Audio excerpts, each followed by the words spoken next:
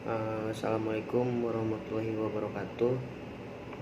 Perkenalkan, nama saya Yadi Surahman dari Prodi PPKN 2018, Universitas Buana Perjuangan Karawang.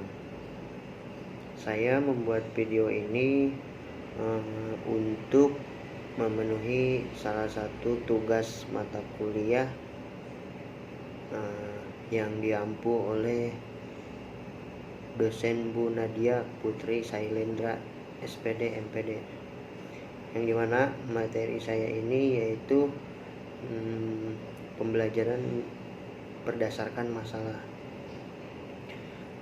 Apa sih itu pembelajaran berdasarkan masalah?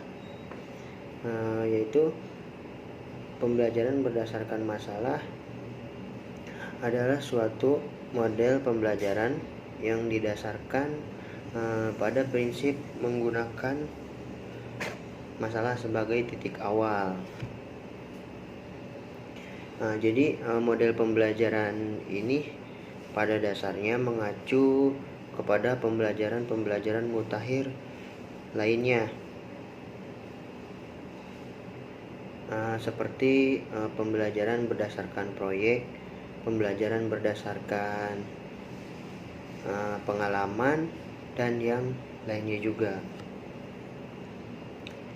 Terus tujuannya dari pembelajaran berdasarkan masalah ini yaitu untuk membantu siswa mengembangkan keterampilan berpikir dan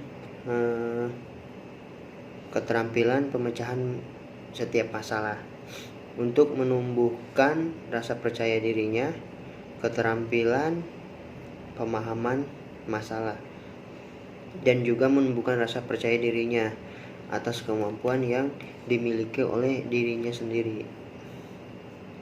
Jadi sebenarnya pembelajaran berdasarkan masalah ini itu tidak dirancang untuk membantu guru memberikan informasi sebanyak-banyaknya terhadap siswa.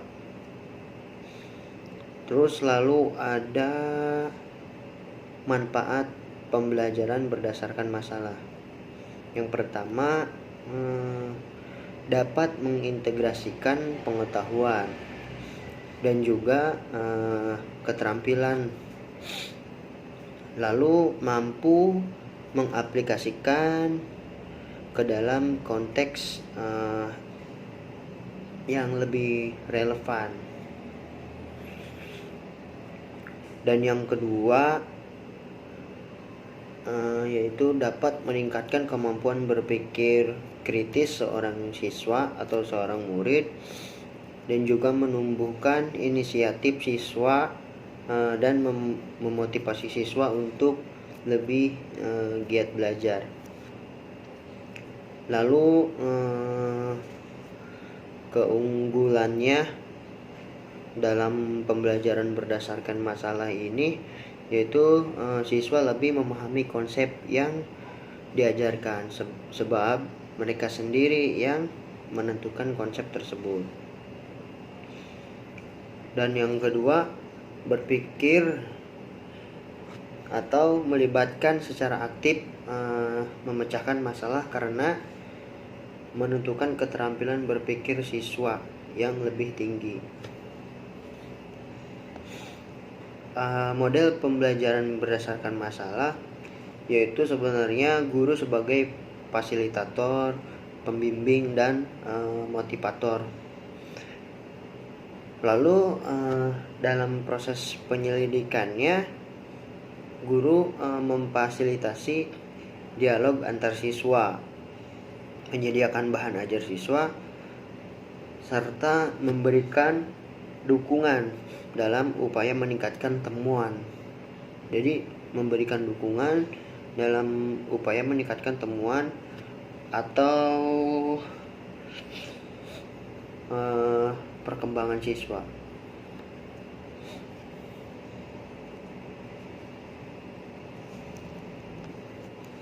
Nah, itu sedikit penjelasan tentang pembelajaran berdasarkan masalah. Dan materi yang saya bawakan yaitu adalah persatuan dan kesatuan bangsa dalam kesatuan publik Indonesia.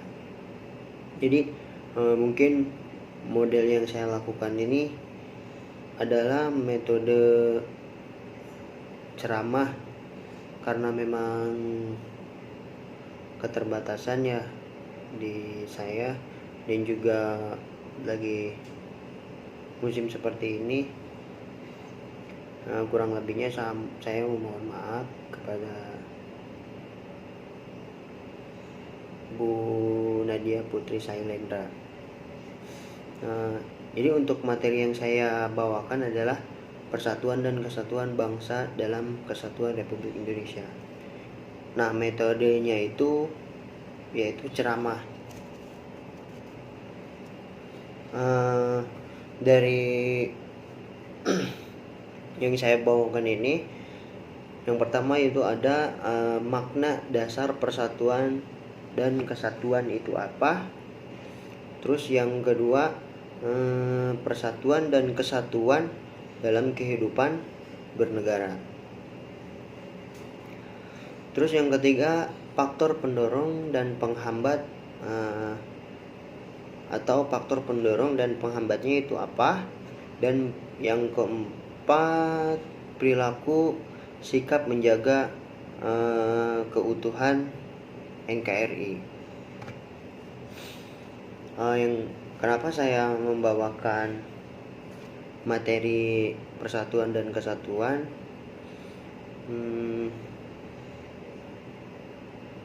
Yaitu untuk,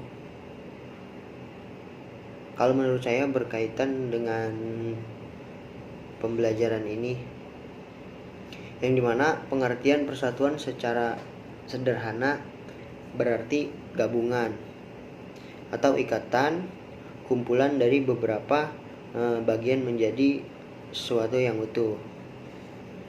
Nah, jadi persatuan itu berkonotasi disatukannya bermacam-macam corak yang beragam ke dalam suatu kebulatan yang utuh. Di Indonesia kan kita beragam, berbeda tapi satu, seperti ras, suku, bahasa, budaya. Itu kita beda tapi dijadikan satu, Bhinneka Tunggal Ika. Lalu pengertian kesatuan, yaitu bangsa adalah suatu kondisi yang utuh yang memperlihatkan adanya keamanan. Jadi meningkatkan adanya keamanan, kesentosaan dan kejayaan. Jadi ketika kesatuan bangsa tercipta, maka kehidupan bangsa akan aman, damai, sejahtera. Nah, konsep yang kita anut di Indonesia ini adalah meliputi aspek ilmiah, yaitu konsep wilayah, dan aspek sosial, yaitu di mana politik, sosial, budaya, ekonomi, pertahanan, dan keamanan. Nah, persatuan wilayah itu sendiri meliputi darat, laut, dan udara. Terus ada faktor-faktor integratif bangsa sebagai perekat persatuan, yaitu di mana ada Pancasila, Undang-Undang Dasar Negara Republik Indonesia tahun 1945. Lalu ada Sang Saka Merah Putih, lagu kebangsaan atau lagu Indonesia Raya, bahasa Indonesia, dan Sumpah Pemuda. Di mana di negara kita itu Indonesia, negara tidak boleh menerapkan bendera selain dari bendera merah putih. Karena Sang Saka Merah Putih adalah suatu lambang atau identitas bagi negara kita, yaitu Indonesia. Karena kita adalah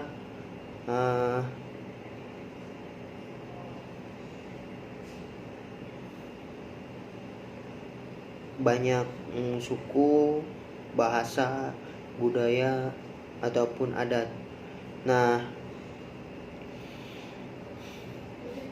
disinilah sebagai perekat persatuan dan kesatuan adanya sang saka merah putih, yaitu bendera kebangsaan kita.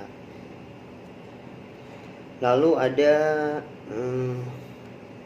ciri-ciri patriotisme. Apa sih itu ciri-ciri patriotisme? Ciri-ciri patriotisme adalah yang pertama, cinta tanah air.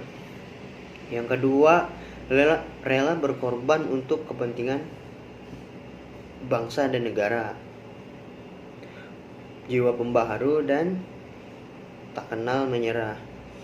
Yang dimana cinta tanah air itu kita ikut serta dalam membangun atau mendukung segala kebaikan atau kebijakan yang telah negara ciptakan atau negara buat untuk masyarakat Indonesia.